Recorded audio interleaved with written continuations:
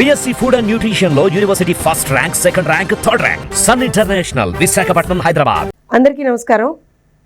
First class student యొక్క fake బతుకు మరొక్కసారి బహిర్గతమైంది. ఏదైతే ఇవాల్టి రోజున కూటమి ప్రభుత్వం మీద విషం జిమ్మడమే ఒక ఎజెండాగా, ఒక ప్రోగ్రామ్గా పెట్టుకున్నటువంటి సాక్షి, మళ్ళీ వాళ్ళకి సంబంధించినటువంటి ఆ వైఎస్ఆర్సీపీ పార్టీ గురించి ఒకసారి మనం చెప్పుకోవాల్సినటువంటి అవసరం ఉంది. ఎందుకంటే రాష్ట్రంలో ప్రజలకి మంచి జరిగితే, రాష్ట్రంలో ప్రజలు సంతోషంగా ఉంటే ఏమాత్రం కూడా చూడలేనటువంటి బతుకులు వాళ్ళవని మరొక్కొక్కసారి ఇవాళ రోజున బహిర్గతమైంది. ఎందుకనంటే ఇది సాక్షి పేపరు. సరే, నాకు తెలిసి ఎంతమంది దీన్ని చూస్తున్నారో, ఎంతమంది నిజంగా కూడా, ఎందుకంటే ఇదివరకంటే ఏదో ప్రజల మీద భారం మోపి బలవంతంగా కొనిపించి మరీ చదివించారు. కానీ ఇవాళ వాళ్ళ మానస పుత్రిక అయినటువంటి సాక్షిలో ఏ విధమైనటువంటి పచ్చి అబద్ధాలని మాట్లాడుతున్నారో, ఏ విధమైనటువంటి పచ్చి అబద్ధాలని వాళ్ళు చెప్తున్నారో మరొకసారి చూద్దాం. ఒక్కరికే వందనం, అందరికీ ఎగనామం. అంటే వాళ్ళకి అసలు చదువు రాదు అనడానికి జస్ట్ వాళ్ళు ఏం రాశారో మనం చూద్దాం. ఫస్ట్, ఒక్కరికే వందనం, అందరికీ ఎగనామం. తల్లికి వందనం పథకంపై కూటమి ప్రభుత్వం యూటర్న్. అసలు మేము మేనిఫెస్టోలో ఏమిచ్చామో వాళ్ళే చెప్తున్నారు. తల్లికి వందనం, స్కూలుకు వెళ్ళే ప్రతి విద్యార్థికి ఏడాదికి 15,000 రూపాయలు. ఇది వాళ్ళు ఇవాళ సాక్షిలో వేసినటువంటి కథనం. అసలు జీవోలో ఏముందో చూద్దాం. ఎందుకంటే నాకు తెలిసి ఆ జీవో ముందర పెట్టి నిజంగా కూడా జగన్మోహన్ రెడ్డికో లేకపోతే భారతిరెడ్డి గారికి, ఎందుకంటే వారిదే కదా సాక్షి, సో వాళ్ళిద్దరిని చదవండి అంటే no we can't do it because it's very lengthy GO అన్నాడేమో మరి జగన్మోహన్ రెడ్డి. మరి అది చదువు రాక లేక చదువు లేక ఏంటో మాకు తెలియదు, లేదా చాలా లెందీగా ఉంది అని ఏమన్నా మరి చదవలేదేమో. అందుకని మీరు చదవలేదు కాబట్టి మీకు ఒకసారి చదివి వినిపిస్తాం. జగన్మోహన్ రెడ్డి గారు అండ్ ఆల్సో భారతిరెడ్డి గారు అండ్ మీ అనునయ గణం ఎవరైతే ఉన్నారో, ఎందుకనంటే అంబటి రాంబాబు గారు పాప నిన్నటి నుంచి దీని మీద విషయం జిమ్మేటువంటి వృధా ప్రయత్నం చాలా మటుకు చేస్తూ ఉన్న వాళ్ళందరికీ కూడా. ఇందులో ఏం చెప్పామండి? As a part of government assured flagship programmes, the government under Thalliki Vandanam scheme is providing financial assistance of 15,000 per annum to each mother or recognized guardian who is below poverty line household and sending their children to schools or colleges, that is from classes 1 to 12. అర్థం కానటువంటి వాళ్ళకి, అసలు అర్థం చేసుకోవద్దు అనుకుంటున్నటువంటి వైఎస్ఆర్సీపీ బ్యాచ్కి, అయ్యా ఇక్కడ చాలా ఎంతమంది పిల్లలు అనేటువంటిది ఇక్కడ మెన్షన్ చేస్తుందా? ఒక్కళ్ళకే ఇస్తున్నామని మెన్షన్ చేస్తుందా ఇక్కడ ఏమన్నా? నీకెవరు చెప్పారు? రాత్రి నువ్వు మాట్లాడతావే ఆత్మలతో, వాళ్ళు వచ్చి నీ చెవుల్లో చెప్పారా? ఏమ్మా భారతిరెడ్డి, ఎవరు చెప్పారమ్మా మీకు ఒక్క పిల్లలకే ఇస్తున్నామని చెప్పి? ఇక్కడ ఎక్కడన్నా ఉందా మెన్షన్డ్ జియోలో? చాలా క్లియర్గా చిల్డ్రన్ అని ఉంది. మీకు ఇంగ్లీష్ రాకపోతే చెప్పండి, పాఠాలు చెప్తాం, ట్యూషన్ చెప్తాం. ఎన్టీఆర్ భవన్కి రండి, పోనీ పొద్దున్న నుంచి సాయంత్రం వరకు 2 గంటలో గంట సేపు మీకు ట్యూషన్ అన్నా చెప్తాం. అండ్ ఆల్సో ఇక్కడ ఇంకో విషయం చూడండి. తల్లికి వందనం AIIMS to ensure that no child misses out on education due to poverty, and that's మా మేనిఫెస్టోలో మేము ఇచ్చినటువంటి హామీ. పేదరికం వల్ల ఏ పిల్ల లేదా పిల్లవాడు కూడా ఎట్టి పరిస్థితుల్లో చదువుకు దూరం కాకూడదు అనేటువంటి ఒకే ఒక్క నినాదంతో మేము ఆ రోజున ఒక హామీ ఇచ్చున్నాం. ప్రతి ఒక్క తల్లికి 15,000 రూపాయలు ప్రతి ఒక్క పిల్లవాడికి మేము ఇస్తామనే హామీ ఆ రోజున ఇచ్చున్నాం. దాన్నే ఇవాళ రోజున ఇక్కడ మెన్షన్ చేసింది. మీకు అర్థం కాకపోతే ఏం చెయ్యాలి మేము?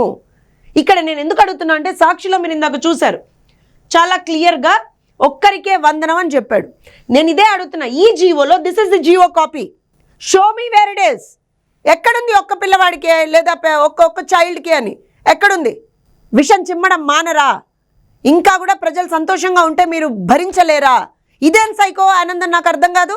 ఇవాళ ఇక్కడ చూడండి, the government provides a direct annual financial assistance of 15,000 to mothers whose children are studying from class 1 to class 12, ensuring 75% attendance, duly processing the required validations for identifying the eligible BPL families.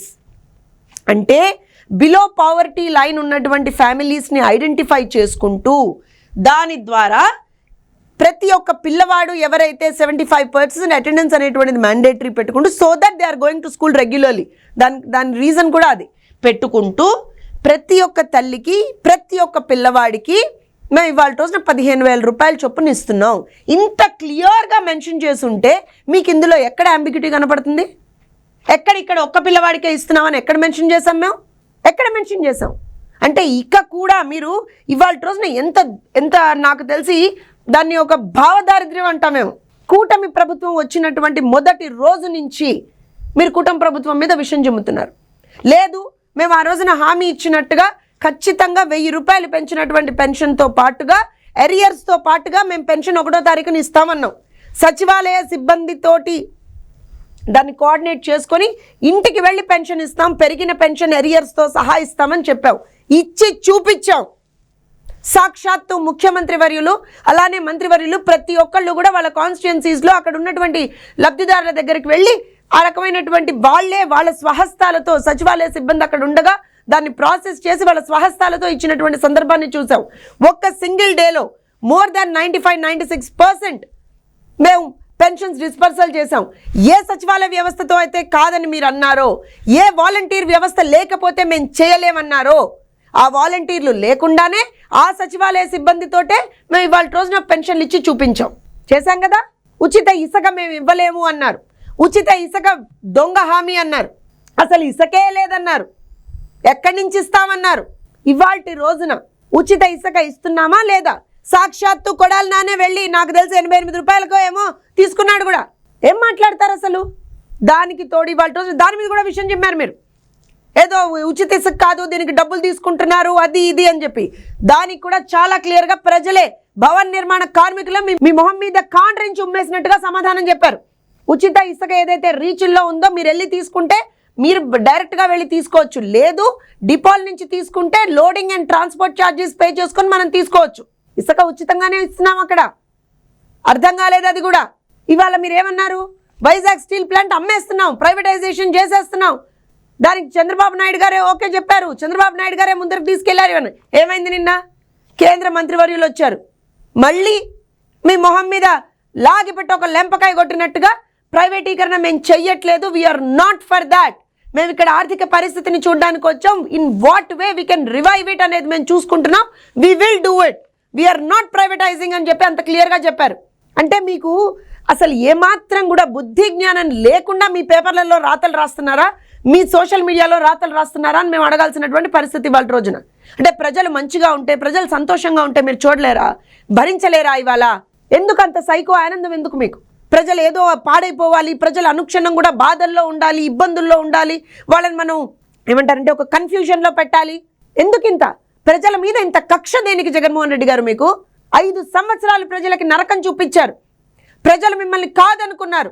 151 నుంచి తీసుకొచ్చి ఈడ్చుకొట్టి 11 ఇచ్చారు మీకు. అయినా సరే ఇంకా కూడా బుద్ధి లేకుండా ఇంకా మేము విషయం చిమ్ముతూనే పోతుంటామంటే అంటే ఇవాళ మీకు ఇష్టం లేదా? పిల్లలు చదువుకోవడం ఇష్టం లేదా? పిల్లలకి మంచి చేయడం ఇష్టం లేదా? ఒక్క మాట చెప్పండి. ఈ మొత్తం జియో copies in front of you. ఇందులో ఎక్కడ మెన్షన్ ఉంది? ఒక్కళ్ళే పిల్లలకి ఇస్తున్నామని ఎక్కడ మెన్షన్ ఉంది? ఏ రకంగా మాట్లాడతారు మీరు? మీ పేపర్లలో ఎలా తప్పుడు రాతలు రాస్తారు? మేము ఒకటి చెప్తున్నాం, మేము ఇచ్చినటువంటి ప్రతి హామీని నెరవేరుస్తున్నాం. మేము ఖచ్చితంగా మేము వచ్చిన తర్వాత మొదటి 5 సంతకాలు ఏవైతే పెట్టారో చంద్రబాబు నాయుడు గారు, ప్రతి ఒక్కటి మేము వీఆర్ ఫుల్ఫిల్లింగ్ ఇట్. మేము ఇందాక చెప్పినట్టుగా పెన్షన్లు పెంచుతామన్నాం, పెంచి ఇస్తామన్నాం, పెంచాం, ఇచ్చాం. అలానే ఎరియర్స్తో సహా ఇస్తామన్నాం, ఇచ్చాం. ఉచిత ఇసుక ఇస్తామన్నాం, ఇచ్చాం. డిఎస్సి నోటిఫికేషన్ వేస్తా అన్నాం, డిఎస్సి చేస్తామన్నాం, చేసాం. ప్రతిదీ కూడా ఇవాళ రోజున స్కిల్ సెన్సెస్ కి సంబంధించినటువంటి పనులు ముందరకు నడుస్తూ ఉన్నాయి. అన్న క్యాంటీన్లని మళ్ళీ మేము తీసుకొస్తున్నాం. వైజాగ్ స్టీల్ ప్లాంట్ ప్రైవేటీకరణని ఆపుతా ఉన్నాం, ఆపి చూపించాం. పోలవరాన్ని పరిగెత్తిస్తామన్నాం, పరిగెత్తిస్తున్నాం. అమరావతిని రీకన్స్ట్రక్ట్ చేసుకుంటామన్నాం, చేస్తున్నాం. ప్రతి ఒక్కటి కూడా మీరు ఖజానాలో రూపాయి వదిలి వెళ్ళకపోయినా సరే ప్రతి ఒక్కటి ఇవాళ రోజున మేము ముందరుండి చేస్తున్నాం. అది మా కమిట్మెంట్. ప్రజల పట్ల మాకున్నటువంటి నిబద్ధత అది.